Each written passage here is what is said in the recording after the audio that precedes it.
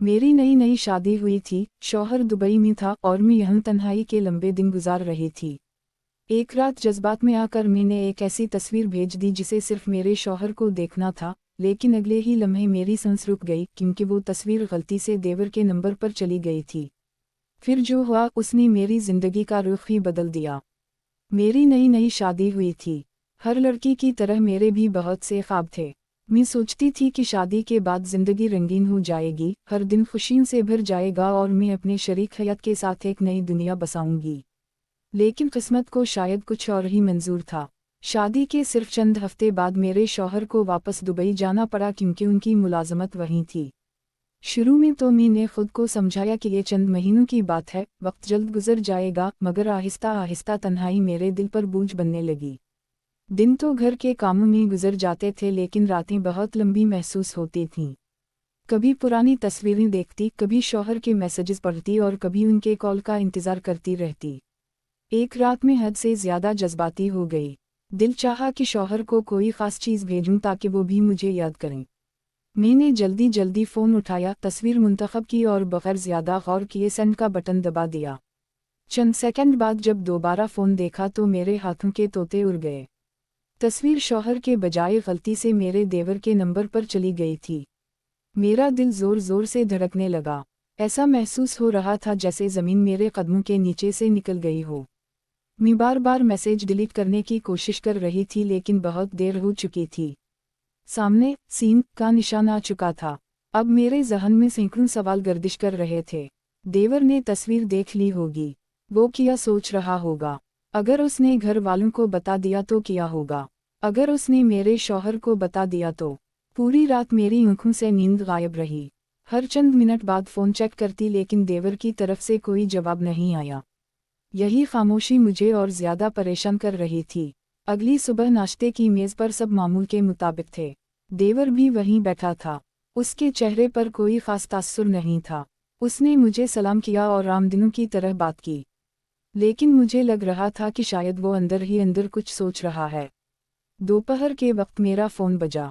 Number देवर का था। मेरी हिम्मत नहीं हो रही थी कॉल उठाने की, लेकिन आखिरकार मैंने कांपते हाथों से फ़ोन रिसीव किया।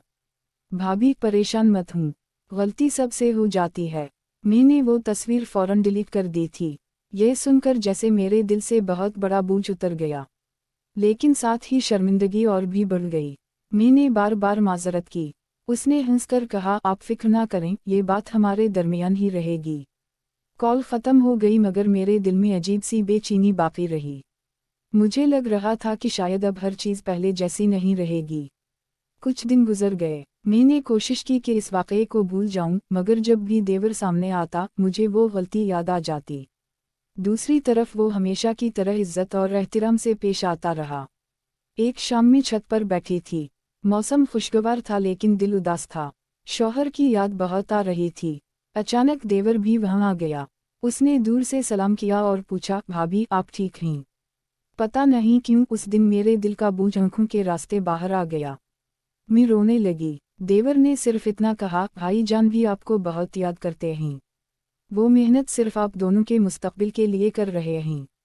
उसकी बात सुनकर मुझे एहसास हुआ कि मैं अपनी तन्हाई को हद से ज़्यादा अपने ऊपर हावी होने दे रही थी। वक्त गुजरता गया। शौहर से रोज़ बात होती थी लेकिन फासला फिर भी महसूस होता था। कई बार दिल चाहता था कि सब कुछ छोड़कर उनके पास चली जाऊं, लेकिन हालात इसकी इजाज़त नहीं देते थे। फिर एक दिन एक ऐसा वाक़या हुआ जिसने मुझे चौंका दिया। मेरे शौहर ने अचानक वीडियो कॉल की और बहुत खुश नज़र आ रहे थे। मैंने पूछा, क्या बात है? वो मुस्कुराए और बोले, मैंने तुम्हारे लिए एक सरप्राइज़ रखा है। मैं हैरान रह गई। उन्होंने बताया कि चंद हफ्तों बाद वो मुस्तकिल तौर पर पाकिस्तान वापस आने वाले हैं। ये सुनते ही मेरी खुशी की इंतहा ना रही। ऐसा लगा जैसे महीनों की उदासी एक लम्हे में ख़त्म हो गई हो। अब हर दिन खुशी से गुजरता था। मैं उनके इस्तकबाल की तैयारियां कर रही थी, घर वालों के साथ मिलकर मंसूबे बना रही थी। बिलाखिर वो दिन आ गया जब मेरे शौहर वापस आए। एयरपोर्ट पर जब मैंने उन्हें देखा तो मेरी आंखों में खुशी के आंसू आ गए।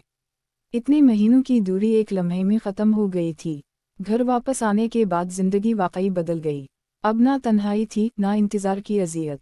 एक रात हम दोनों बैठे पुरानी बातें कर रहे थे। अचानक मुझे वो वाक़या याद आ गया।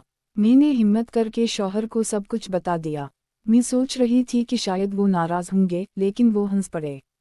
अगर तुमने उस दिन मुझे बता दिया होता तो शायद तुम इतनी परेशान ना होती। फिर उन्होंने कहा, असल बात एतिमाद की होती है। गलतियां सबसे होती हैं, लेकिन रिश्ते एतिमाद से कायम रहते हैं। उनकी ये बात मेरे दिल में हमेशा के लिए बैठ गई। आज जब मैं उस वाक़ये को याद करती हूँ तो हंसी आती है।